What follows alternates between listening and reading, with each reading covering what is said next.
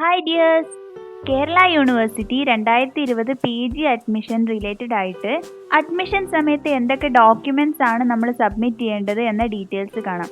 ഈ ഡോക്യുമെൻറ്റ്സ് ഒക്കെ നമുക്ക് കിട്ടാനായിട്ട് എക്സ്ട്രാ ടൈം ഒന്നും യൂണിവേഴ്സിറ്റി തരുന്നതായിരിക്കില്ല. അലോട്ട്മെൻറ്റ്സ് വരുമ്പോൾ തന്നെ ഉടനെ തന്നെ നമ്മൾ യൂണിവേഴ്സിറ്റി അല്ലെങ്കിൽ കോളേജസിലേക്ക് ഈ ഡോക്യുമെൻറ്റ്സ് സബ്മിറ്റ് ചെയ്യേണ്ടതായിട്ട് വരും.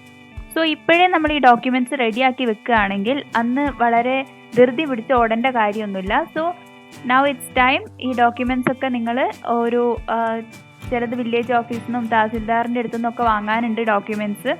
സോ ആ ഡോക്യുമെൻറ്റ്സ് ഒക്കെ ഇപ്പം തന്നെ നിങ്ങൾ റെഡിയാക്കി വെക്കാം. സോ എന്തൊക്കെ ഡോക്യുമെൻറ്റ്സ് ആണ് വേണ്ടത് എന്ന് നോക്കാം. So the documents to be submitted at the time of admission. All candidates who take admission in college shall submit the following documents before the principal or head of the college or institution. No additional time will be granted to candidates for submitting the documents at the time of admission. അതായത് നമുക്ക് allotment കിട്ടി, ഇനി നമ്മൾ admission എടുക്കാൻ പോകുമ്പോൾ ഈ certificates കയ്യിലില്ല എന്നുണ്ടെങ്കിൽ അതൊരു എക്സ്ക്യൂസ് ആയിട്ട് അവർ കണക്കാക്കുന്നതായിരിക്കില്ല. സോ നമ്മൾ അലോട്ട്മെൻറ്റ് കിട്ടിക്കഴിഞ്ഞ ഉടനെ ഈ സർട്ടിഫിക്കറ്റ്സ്, ഈ ഡോക്യുമെൻറ്റ്സ് കയ്യിലുണ്ടായിരിക്കണം എന്നുള്ളത് നിർബന്ധമാണ്. അപ്പോഴേ നമുക്ക് അഡ്മിഷൻ കിട്ടാനുള്ള ചാൻസ് ഉള്ളൂ. So you will not be granted any additional time for getting these documents. So keep them ready. അപ്പോൾ എന്തൊക്കെ ഡോക്യുമെൻറ്റ്സ് ആണ് നോക്കാം. First of all, print out of the completed online application. നിങ്ങൾ PG അഡ്മിഷൻ അപ്ലിക്കേഷൻ സബ്മിറ്റ് ചെയ്ത് കഴിഞ്ഞാൽ തന്നെ last ഒരു PDF ആയിട്ട് നമ്മൾ സബ്മിറ്റ് ചെയ്ത ആപ്ലിക്കേഷൻ കാണുന്നതായിരിക്കും, അല്ലെങ്കിൽ ഡൗൺലോഡ് ചെയ്ത് വെക്കാൻ പറ്റുന്ന രീതിയിലായിട്ടുണ്ടാവും. അപ്പോൾ തന്നെ അവിടെ പ്രിൻ്റ് എടുത്തിട്ട് ഇതിൻ്റെ കോപ്പി എടുത്ത് വെക്കാൻ പറയുന്നുണ്ട്. മോസ്റ്റ് ഓഫ് us അത് പ്രിൻ്റ് എടുത്തിട്ടുണ്ടാവില്ല, പക്ഷേ PDF രൂപത്തിൽ ഡൗൺലോഡ് ചെയ്ത് വെച്ചിട്ടുണ്ടാവും. ഇനി ഡൗൺലോഡ് ചെയ്തിട്ടില്ല എന്നുണ്ടെങ്കിലും കുഴപ്പമൊന്നുമില്ല, സൈറ്റിൽ കയറി നിങ്ങൾക്ക് ഇപ്പോഴും ഡൗൺലോഡ് ചെയ്യാനുള്ള പ്രൊവിഷൻ ഉണ്ട്.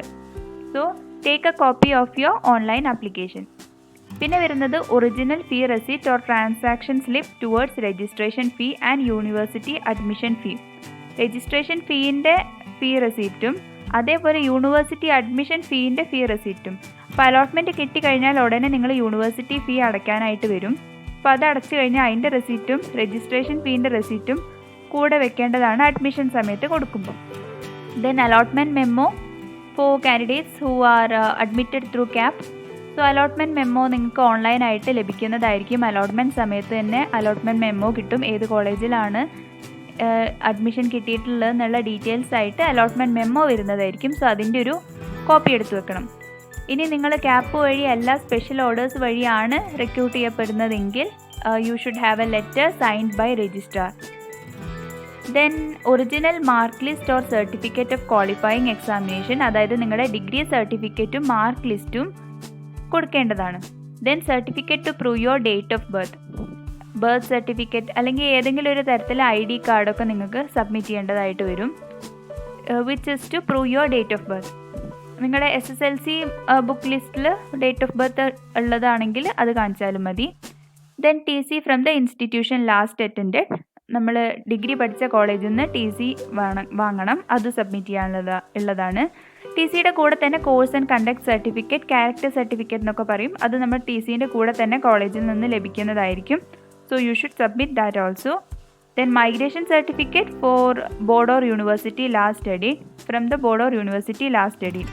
അപ്പോൾ നമ്മൾ മറ്റേതെങ്കിലും ഒരു യൂണിവേഴ്സിറ്റി ബോർഡിലാണ് പഠിച്ചിട്ടുള്ളത്, ഡിഗ്രി പഠിച്ചിട്ടുള്ളതെങ്കിൽ അവിടുന്ന് migration certificate വാങ്ങേണ്ടതായിട്ടുണ്ട്.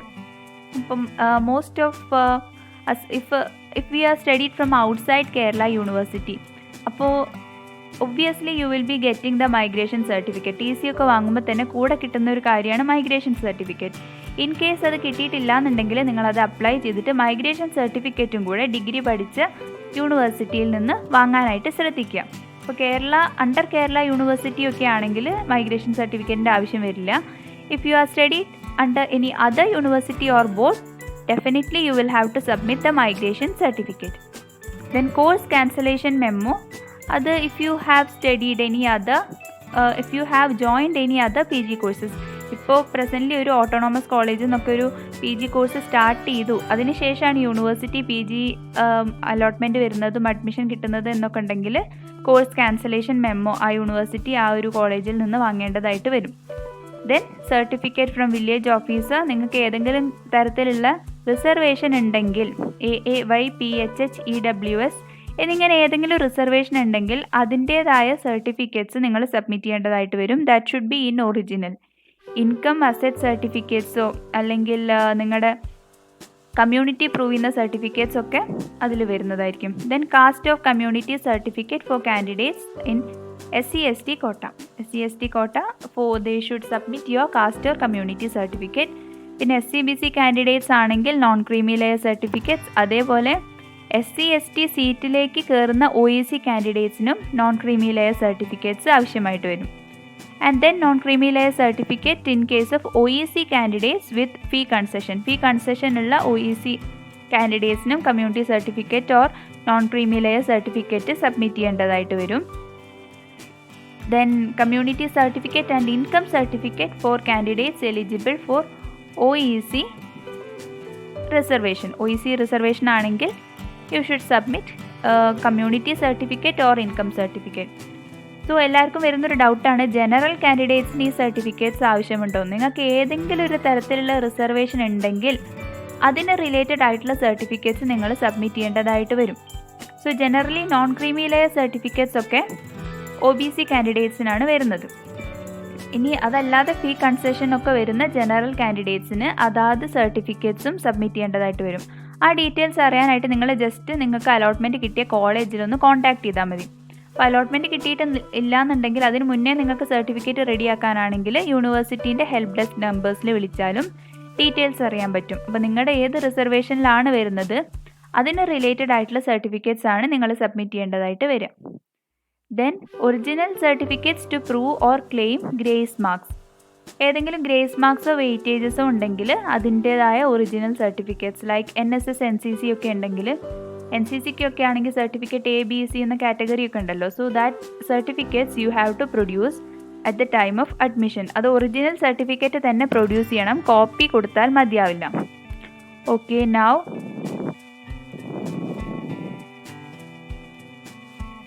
Now eligibility certificate from University of Kerala for candidates who pass their qualifying examination from other university.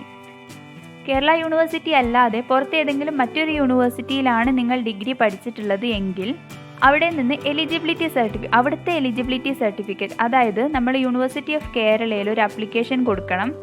That ഞാൻ ഡിഗ്രി പഠിച്ചിട്ടുള്ളത് ഈ പർട്ടിക്കുലർ യൂണിവേഴ്സിറ്റിയിലാണ്. സോ ഞാൻ ആ പഠിച്ച കോഴ്സ് കേരള യൂണിവേഴ്സിറ്റീൻ്റെ കോഴ്സുമായിട്ട് ഇക്വലൻ്റ് ആണ്, അല്ലെങ്കിൽ that is recognised to Kerala university എന്ന എലിജിബിലിറ്റി സർട്ടിഫിക്കറ്റ് നമ്മൾ സബ്മിറ്റ് ചെയ്യേണ്ടതായിട്ട് വരും.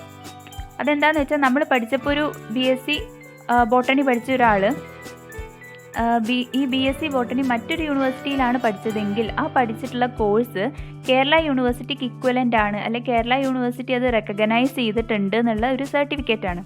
അത് കേരള യൂണിവേഴ്സിറ്റിയിലാണ് നിങ്ങൾ അപ്ലൈ ചെയ്യേണ്ടത് ആ സർട്ടിഫിക്കറ്റിനായിട്ട്. എന്നിട്ട് അത് നമ്മളെ ഡീറ്റെയിൽസ് ഒക്കെ കൊടുത്തിട്ട് മാർക്ക് ലിസ്റ്റൊക്കെ സബ്മിറ്റ് ചെയ്തിട്ടാണ് ആപ്ലിക്കേഷൻ കൊടുക്കുക. അവിടുന്ന് കിട്ടുന്നതാണ് ഈ എലിജിബിലിറ്റി സർട്ടിഫിക്കറ്റ് അല്ലെങ്കിൽ റെക്കഗ്നിഷൻ സർട്ടിഫിക്കറ്റ്. സോ അതും നിങ്ങൾ വാങ്ങി വെക്കേണ്ടതാണ്. Then transgender identity card from state government if it is applicable. Undertaking from students as per provision anti-ragging verdict by Honorable Supreme Court of India. അത് നിങ്ങൾ അഡ്മിഷൻ സമയത്ത് sign ചെയ്ത് കൊടുക്കേണ്ട ഒരു ഡോക്യുമെൻ്റ് ആണ് anti-ragging verdict. So you will not do any such act എന്നുള്ളത് sign ചെയ്ത് കൊടുക്കുക, അത്രയേ ഉള്ളൂ. And any other relevant certificate for claims made in the അപ്ലിക്കേഷനിൽ നിങ്ങൾ ചിലപ്പം സ്പോർട്സ് എക്സലൻസി അല്ലെങ്കിൽ കൾച്ചറൽ കോട്ട ഒക്കെ അഡ്മിഷനായിട്ട് ക്ലെയിം ചെയ്തിട്ടുണ്ടാവും. അപ്പോൾ അതിനായിട്ടുള്ള റിലവൻറ്റ് സർട്ടിഫിക്കറ്റ്സ് കൂടെ നിങ്ങൾ അഡ്മിഷൻ സമയത്ത് സബ്മിറ്റ് ചെയ്യേണ്ടതായിട്ട് വരും.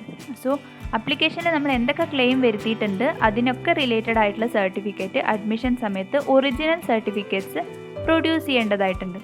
So keep all these certificates ready for your admission and best wishes. So ഈ വീഡിയോ നിങ്ങൾക്ക് ഇഷ്ടമായാൽ ലൈക്ക് ചെയ്യുക, ഇൻഫോർമേറ്റീവ് ആണെങ്കിൽ ഫ്രണ്ട്സിനൊക്കെ ആയിട്ട് ഷെയർ ചെയ്യുക. സോ ആദ്യമായിട്ടാണ് ചാനൽ കാണുന്നതെങ്കിൽ again I am saying please subscribe my channel and thanks for watching. Thank you.